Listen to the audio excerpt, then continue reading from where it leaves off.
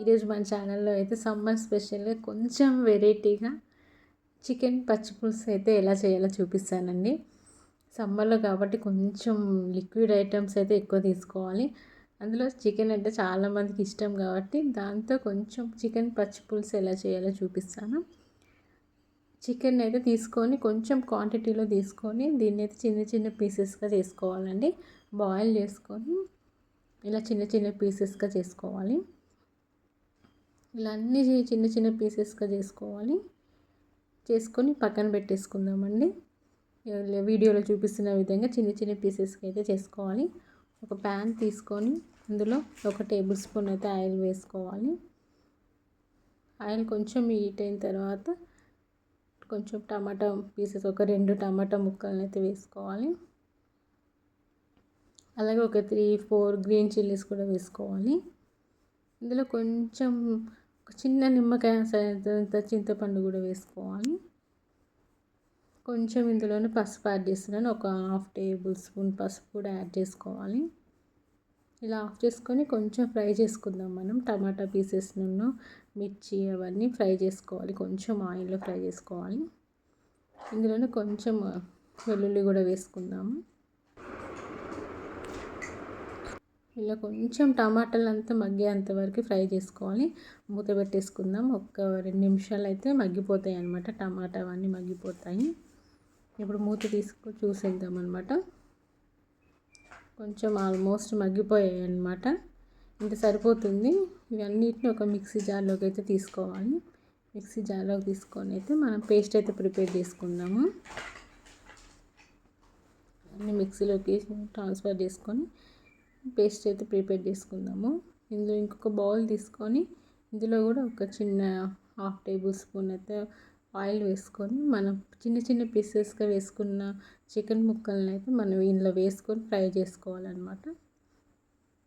Fry చేసుకుంటే ఏంటి అంటే కొంచెం ఆయిల్లో ఫ్రై చేసుకుంటే చికెన్ పీసెస్ అనేవి టేస్టీగా ఉంటాయి అన్నమాట. మనం తినేటప్పుడు కొంచెం క్రంచీగా ఉంటాయి, బాగుంటాయి.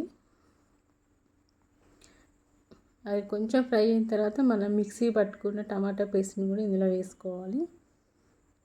ఇందులో వేసుకొని కొంచెం కలుపుతూ ఉండాలన్నమాట. కొంచెం ఒక 1 మినిట్ అలా కలుపుతూ ఉండాలి. అలా కొంచెం 1 మినిట్ అయిన తర్వాత మనకు ఎంత క్వాంటిటీలో కావాలో అన్ని వాటర్ అయితే యాడ్ చేసుకోవాలి. ఇప్పుడే కొంచెం వాటర్ అయితే యాడ్ చేసుకొని అలా కలుపుకుందాము. ఒక 2-3 నిమిషాలు అలా ఇలా బాయిల్ అయిపోతాయి అన్నమాట. అయినప్పుడు కొంచెం ఒక 1/2 టేబుల్ స్పూన్ కారం యాడ్ చేసుకోవాలి. ఒక 1/2 టేబుల్ స్పూన్ సాల్ట్ అయితే వేసుకోవాలి. అలాగే కొంచెం ధనియా పౌడర్ వేసుకుందాము. కొంచెం ధనియా పౌడర్ వేసుకున్నాం. కొంచెం గరం మసాలా కూడా వేసుకుందాము. ఇవన్నీ వేసుకొని మంచిగా ఒక 2 నిమిషాలు అలా కలుపుతూ ఉండాలి. కొంచెం ఈ పులుసు అనేది చిక్కబడేంత వరకు మనం కలుపుతూ ఉండాలి. ఇందులో కొంచెం కరివేపాకు కూడా వేసుకోవాలి.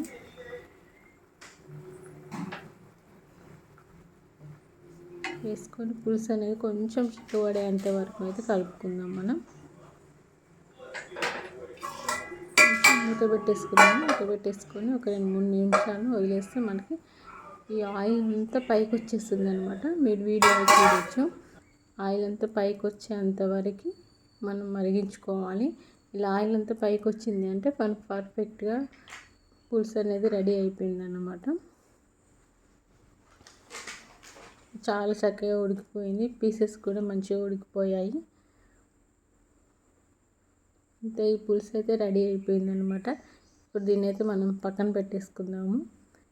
పక్కన పెట్టేసుకొని ఇంకొక ప్యాన్ తీసుకుందాం అనమాట. మనం పోపు పెట్టుకుందాం దీనికి.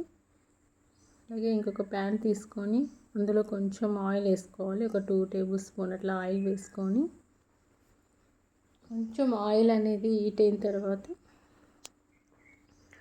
మన పోపు దినుసులు అవి వేసుకోవాలి. జీలకర్ర, ఆవాలు, మినప్పప్పు, శనగపప్పు కొంచెం అట్లా వేసుకోవాలి. 1 టేబుల్ స్పూన్ వేసుకొని పసుపు వేసుకోవాలి.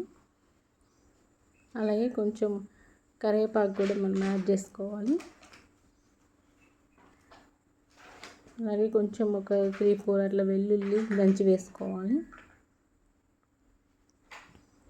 ఇట్లా కొంచెం ఫ్రై అయిన తర్వాత కరివేపాకు యాడ్ చేసుకోవాలి. అంతే, రెడీ అయిపోయింది. ఈ పోపుని మనం ప్రిపేర్ చేసుకున్న పులుసులో యాడ్ చేసుకోవాలన్నమాట. కొంచెం దీనికి కొంచెం కొత్తిమీర కూడా యాడ్ చేసుకున్నాము. ఇందులో మనం ప్రిపేర్ చేసుకున్న పోపుని కూడా ఇందులో యాడ్ చేసుకోవాలి. అలాగే మనకు కొంచెం చిన్న పీసెస్ కట్ చేసుకున్న ఆనియన్స్ ముక్కలు కూడా వేసుకోవాలి. ఈ పులుసులో ఆనియన్స్ ఇలా వేసుకుంటే చాలా చాలా టేస్టీగా ఉంటాయి. ఒకసారి ట్రై చేసి చూడండి. నా వీడియోని చేస్తే ప్లీజ్ సబ్స్క్రైబ్ చేసుకోండి. Thank you.